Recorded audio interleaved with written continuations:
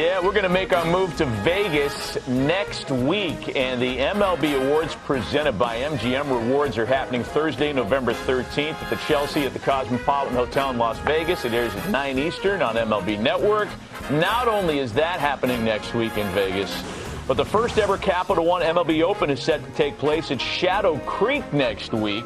An all-access show airs right here on MLB Network on November 20th. Additional coverage and highlights on Saturday the 22nd. And you can check out the entire event on Tuesday the 18th, 9:30 Eastern on TNT. Among those in attendance, Tarek Skubal, Jimmy Rollins, David Wright, Justin Turner, and our friend joining us on the show right now, Hall of Famer John Smoltz, who I'm curious, Smoltzy, have you ever played at Shadow Creek before? Oh, yeah. Shadow Creek used to be a place I played all the time.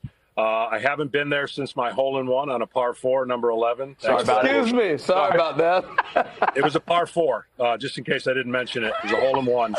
And I can't wait to get there. I'll be honest, guys, I'm wearing this hat. Team Atlanta, we're out for the Yankees for all those losses we had in the World Series. We're out for the Blue Jays. Sorry about that, Joe Carter and Ernie Clement, but this is business, and I know the pressure's on us. I get it, but we're going to deliver.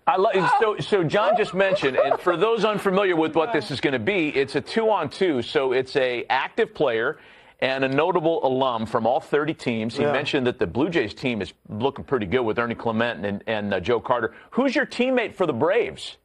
My teammate, I believe, is Michael Harris. So we're going to find out. I'm going to get with him when we get there. My swing coach, I want to bring in my swing coach real quick. My swing coach, I mean, you guys may. Oh, yeah. Mark DeRosa. What's up, fella? My swing coach. D-Rose in off-season mode. You don't need any help. You know that. He's like about 3 under right now. Called us up and said, hey, I need $1,500 cash. Can you drive an hour and play with me? Basically what's happening. Who's us? Who else is in the foursome today? Oh, we got B-Mac. B-Mac and Chipper. And Chipper's up above. He doesn't have the patience to hang around and get on the screen. So he's already finished 2 holes while we're doing this. That's pretty good. Hey, Smoltzy, we got to ask you about the World Series. I mean, you know, we talked about how the ratings for Game 7 were the biggest since you and Jack Morris in '91, which is amazing. And knowing the game the way you do, loving the game the way you do, you had to be in heaven calling Game 7. No, it was great. I mean, it's the most action I've ever seen in a series. It's going to be the best series I think ever played because of the action, the games, the 18 innings. Game 7 was epic. And I think that when you're sitting in the booth, you know, it's a little slower when you've been removed and have played in it. It goes too fast for the players out there. And there were moments that could have been easily for the Blue Jays that didn't go their way. The Dodgers, give them credit. They were clutch. They made the plays they had to make. They were not bothered by the moment. And I'm not saying Toronto was bothered by it, but when it goes fast, you're never getting doubled off in the regular season in a line drive to left field, ever. But just that anxious moment, just the not getting the lead correctly in certain bases, it's all part of the game. But it was an epic World Series. Smoltzy, knowing you, Yamamoto had to just go to a whole nother level for you, didn't he? Oh, my gosh, give me the ball. He did, and a lot of people are going to say, "Well, he's gotten his money; he could do that." No, it's a throwback pitcher, and it's take notice. Anybody who's in the game, take notice. It's the first thing he said when I got out of the car today. Oh, is that right? Yeah. Because you know what? This is what you can do. Don't pay attention to all the noise. I mean, it's an awesome scenario to watch him do what he did and be in that situation. He single-handedly won it for him. Well, you've talked about for years what your routine was with the Braves. You guys played catch the next day. You did all these different things. So those that don't know and understand, just give me like a couple minutes on what you and Glavine and Smoltz, you are Smoltz, but you, Glavine, and Maddox used to do in between starts. Yeah, so we threw twice in between every start. Now, we had a different reward system. I know people will get on me by saying, you know, you had a different reward system. I get it. We were training marathons. They're training sprints. But we were throwing every day, and we were using our arm in a place where we could familiarize ourselves with the strike zone. And we'd throw 50, 60, 70%, two side sessions in between every start, and we were fresh come the 5th day. And so when you see about pitchers on their 2nd day throwing a side session, today they're throwing a mini game. And they don't know the difference. So they're being taught and pushed to throw as hard as they can, spin it as hard as they can, and all those things come into play. I get it. But this guy, man, he'll go down forever. And the generation that he's pitching is one of the greatest ever pitcher postseason play and because nobody does it. Absolutely incredible. All right, back to golf. Back to golf. I'll put that back on your face here. So tell me about the course. How do you know how to play a course? Do you lay down, look at the blades of grass? What do you do? How can you be so proficient on course? I need all that on the soundboard, just as an aside. The biggest thing is when you know where the trouble is, and it's like anything else, and you don't ever say don't. You don't have the caddy go, don't hit it left. You have the caddy say, hit it right. The mind doesn't compute don't. So don't put a negative in your mind, put a positive, and that's how I navigate a golf course. When did you learn that thinking? The same time I learned it when I was on the mound and somebody said, don't hang this slider, and the next thing you do, you hang it. So I never, ever use the word don't ever again, and I never reinforce a negative. So if I hit a bad shot, I don't go, man, I chunked it. That was a terrible shot. I just know it was a fluke. And I've changed that mindset halfway in my career, and I've used it in golf. More times than not, it works. Wow. Smoltzy, we're looking forward to seeing you next week, man, out there, not only on the golf course, but in Vegas in general. We're going to have a good time together. Thanks for taking some time with us. Get back to BMAC and Chipper. I'm sure that this foursome needs you back on the links.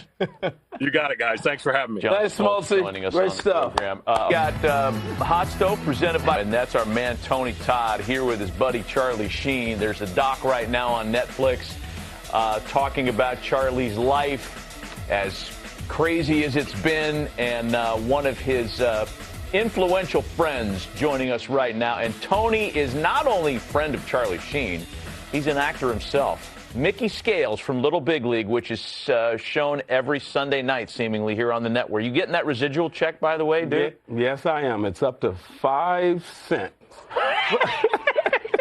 Thanks for coming in, man. Nothing, yeah. Hey, you're here in New York. We got to put this out there right now because you have more of a baseball background than you do an actor's background, even though you are an actor. And you're a Gold Glove Award winner. Yes. And the Gold Glove ceremony is happening in New York City. And as a winner, are you presenting this week? No, I don't think. I've been trying to persuade my buddy Michael Thompson to let me, present. Especially, it'd be great if I can present the award to Pete Crow Armstrong, because, his mom and I were in the movie together, and, it'd be perfect. Oh, that's right. Yeah, right. It goes back way back. Rawlings gave Tony a Gold Glove for his role as Mickey Scales in Little Big League. Does the plaque say Mickey Scales, or does it say your name? Come on. It's got the Mickey character. Scales and Tony Todd. Oh, that's awesome. Both on there. That's cool. Yeah. So back to what we started with. You grew up with Charlie Sheen. Yeah. And you're like Charlie's best friend. I've known you guys forever. You're everywhere. How important has the Netflix doc been meant for Charlie? It's so overwhelming, Harold, and I'm so happy for him because, December 12th it'll be 8 years he'll be sober. And, everywhere he goes now, everyone wants him. People are just flocking to him. And that's what happens when you're sober, bottom line. Yeah. What show is this from, Tony? What show? Oh, that's Anger Management. I play Officer Kettles there for like 86 episodes. Those residual checks are a little bit bigger than Little Big League, though. Yeah, I would imagine. That's good. Well, you guys have been all over the country playing baseball, taking BP, throwing the ball. Yeah. Charlie, avid baseball fan, but obviously so are you. But you guys have really dove into the baseball thing all over the country. Yeah, he's been loving baseball since he was born, and I have my college baseball coach. Every weekend we would go just whatever field we can get on, and he'll throw his batting practice. Ken Metlock, who was also in the movie Moneyball. He crushed that ball right yeah. Charlie can hit it a little bit, and he hit it at Dodger Stadium. That's Hart High School, where a bunch of guys attended that high school. So we were just out there. The guy was a paparazzi. He had a bet with me that he can, hit more home runs than Charlie. I'm like, bring it on. So I took his money, took about $10K, and we left. How old is that footage? Was that from? That's when the pitcher from the Dodgers, long hair. What's his name? Tyler Glasnow. Glasnow. Yeah, that was his high school. Yeah. Oh, that's cool. Okay. Yeah. All right. Hey, were you with Charlie when Major League was being shot? Like, were you hanging around then? Well, I was in college for Major League 2. That's the time I got Little Big League. So we did go to, where would we go? To Rice University to train. We would go there and train at night, and I went back, and he went to go do the movie. And my buddy, my college baseball coach, Ken Metlock, I got him a job actually being Charlie's pitching coach. So it was great. But you didn't. You weren't. Yeah. How come you weren't in Major League? Because I was in college, and then for Major League 2, that's when we did Little Big League. You were shooting Little Big League. Yeah, it was around the same time. Yeah. But if they ever did 3, I have to play Willie Mays Hayes. That's not really a stretch. No, you probably still might be able to do that. No, still might. Come on, man. You've been in some big movies though. He was in Wakanda. I know. Yeah. How long did that you get? I remember you saying, I can't tell you, I'm working on something that's going to be enormous. Mm-hmm. How long did you guys film that, and where did you film it at? I was there for 6.5 months, thanks to my friend Lisa Satriano. I just got a call out of the blue. I was actually at Charlie's house, helping him with his sobriety. And my friend Lisa says, hey, Tony, you want to be an actor in Black Panther? A stunt actor. I was like, yeah, no problem, right? All right. She said, someone will call you in about a few hours. I hang the phone up. Someone calls me in like 2.5 minutes. Hey, Mr. Todd, you have a first-class flight to Atlanta, right? So I get there early in the morning. But the part she didn't tell me about, man, we had to go to training. I'm part of ARP club, so we go from like 6 a.m. to 6 p.m., 1 hour break training for like 3 weeks. Whew, boy. So you were a stunt man for that? Yeah, stunt actor, yeah. Meaning no dialogue. So did you have dialogue?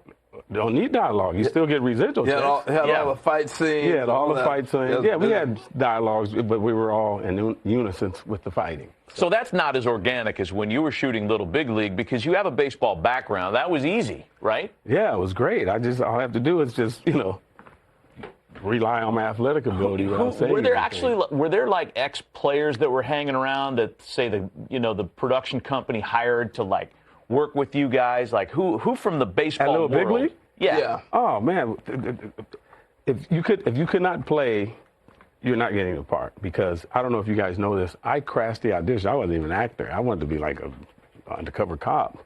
So I'm driving by Marine Park in Santa Monica. And I say, hey, what's going on now? There's like 250 guys on the field. So I pull over. I walk over there. I see Adam Scheinman, and that was the director, and his brother. They said, oh, we're casting a movie. And I'm looking at the guys out there. They couldn't play? They're dressed like you and Harold are right now, right, in tennis shoes. I go home real quick, put on my college uniform. I come back. They say, what are you doing here? You said you were casting a movie. I never acted before in my life. And they said they would not let me audition. They had the L screen up, right? And I said, you guys got to give me a shot. They said, we can't do it. So I'm walking away, and one of the guys had the audacity to say, well, can you play? My reaction, I said, by the looks of things, I'm probably better than everyone you got out there. True story. So they were giving everyone 10 swings. They give me 5. First 4, see ya, right? True story. Now on the 5th one, they said run to first base. So we have all the guys out in the field, like 250 guys. I said, I'm going to put on a show right now. So back in the day, I can go about 6'3", in the 60. Ask my friend. So look at our man. I didn't stop at first. I ran all the way home. I did a pop-up slide, and they said, oh, come here. What have you been in? I said, I've never acted before in my life. Can you be at Castle Rock Studios tomorrow? I didn't know what Castle Rock was. They said, we did A Few Good Men with Harry Met Sally. Can you be there at 11? I'll be there at 10:15. Yeah, man. So I get there, and so that's how it happened. See, that's how that world is, though. A bunch of hacky actors, they get a casting call, casting baseball players. You got all these actor people that have never put on a pair of spikes in their life. They show up thinking they're going to do it because they're actors. And then Tony shows up. Hey, last thing before we let you go. Yes, sir. You went to what, Hollywood High? Is that where you went? Are you kidding me? Hollywood High? Harold Burnett went to Hollywood High. No, School of Champions, Santa Monica High. Come on. So tell me about who you grew up with at the high school there. We got Rob Lowe, Emilio Estevez, Robert Downey Jr., Chris Penn, Sean Penn, Yvette Lee Bowser, who created Living Singles, Holly Robinson Pete, Rodney's wife, Karen Parsons from Fresh Prince of Bel-Air. Went to junior high school with Lenny Kravitz, so it was just great. All these people. That's pretty cool, man. Well, that's what life is in L.A. Yes. Tony, thanks for being with us, man. Thank you. Enjoy the Gold Glove. Get the book. Get the book. Watch the doc on Netflix. And if you're an amateur, hold it up because you can't see if you're an amateur baseball player and they're casting a movie near you, go show everybody up. Look right here. Watch that book. There you go. Give you one shot right there. That's my man right there. And thank you guys for having me on because, like I said, I watch you guys show every morning. Seriously, I'm like furniture here. You give me a sofa back there, I will just sleep there all night. All right? I mean, you might display it in the hallway then. There's one there. Yeah, We're going to take a break. As long as I have a blanket. When we come back, a little roster renovation. Thank you, Bill.